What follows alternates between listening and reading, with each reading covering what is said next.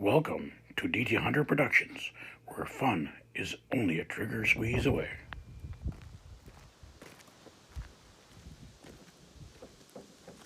Okay, today what I'm doing here is I'm doing some bullet performance tests at varying distances, namely the 168 grain Nosler long range Accubond out of a 7mm 08 cartridge.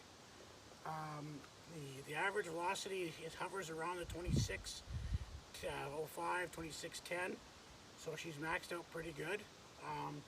Anyways, I'm going to try a 50-yard, worst case scenario, hardest thing to demand out of a bullet. Into the center jug here, 3 jugs wide, roughly the same width of fluid as a deer or a small elk or whatever is wide fluid-wise.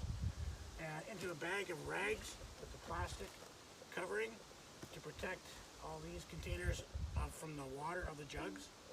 The rag and the bullets should be easily recoverable within the rags here. Anyways, the first shot will be taken at 25 or 50 yards, and then we'll clean everything up, set it up again. The second one will be at 300 yards, and the third one will be at 400. And I have targets here set up so I can confirm exact point of aim at each distance to make sure I get a center hit on the bottles. Anyways, let's give her a try.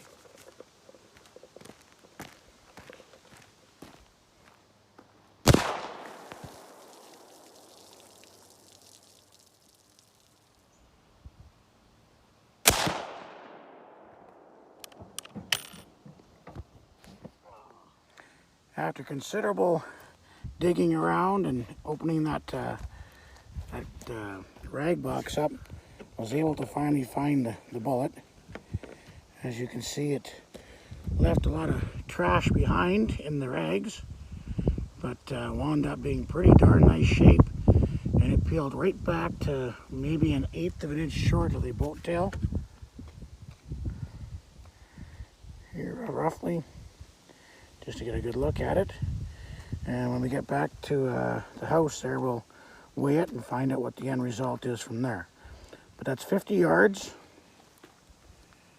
And I chronographed, and the average is close to 26:30 today. Just different day, different conditions. But 26:30 at 50 yards, pretty much worst case scenario unless you shoot it at about 10 feet. But that won't be an appreciable difference at all.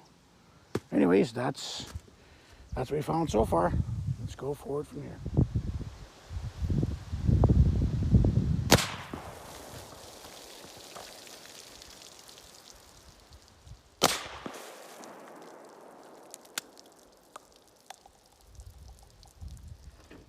So now, this is the pristine bullet recovered at 300, going through 2 jugs. It pretty good condition, actually.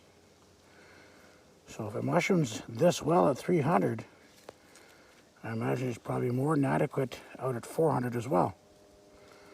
Time to check that out.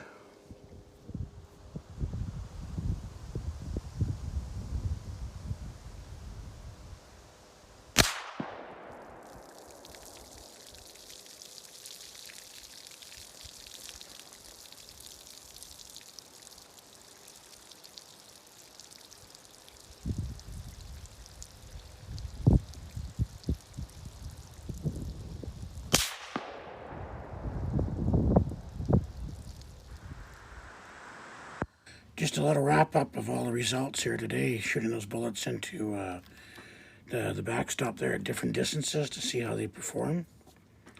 This one here on the left, it weighs a total of 81 grains, and that's the one that was shot through 3 jugs of water and into the material until it stopped at 50 yards.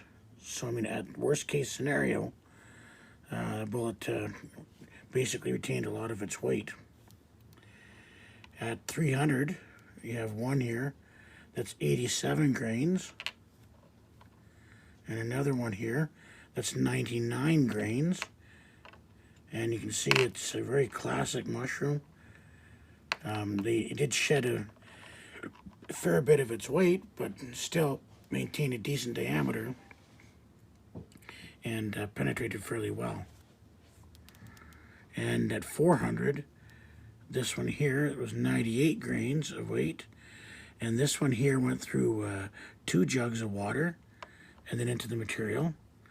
And this one here, that maintained the majority of its shape, it missed the water jugs just on the one side and went through nothing but cardboard and the material.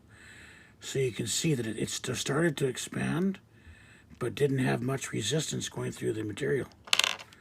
So we can kind of see that we need to have that fluid resistance of a target such that it would give us a more reliable expansion. But with that being said, I think for the 708 velocity envelope, if you're shooting at the top end velocities that the cartridge is capable of, like in this case, it's more than effective out to 400 yards. You could expect full expansion out of your 168 grain Nosler long range Accubonds. Anyways, there you go. It's first-hand proof of what they can do in the field and real life use.